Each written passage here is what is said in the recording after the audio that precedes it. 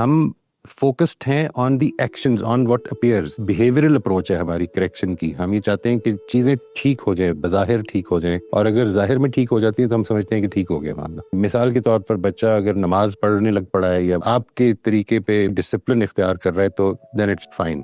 We are not focused on what is going on inside because we can't. Unless the child is in a position to explain it to us, we cannot get a peek into that. تو اس لیے ہم اس کو ignore ہی کر دیتے ہیں. ایک مسئلہ تو یہی چیز جو ہے اس کی ایکسٹینشن جب ہوتی ہے تو ہم اپنی ریلیجن کی بھی جب ٹیچنگ کرتے ہیں ہم یہ چاہتے ہیں کچھ اعمال اڈاپٹ کر لیے جائیں، اور وہ اعمال جو اڈاپٹ کر لیے جائیں بس اسی کو ہم ریلیجن سمجھتے ہیں.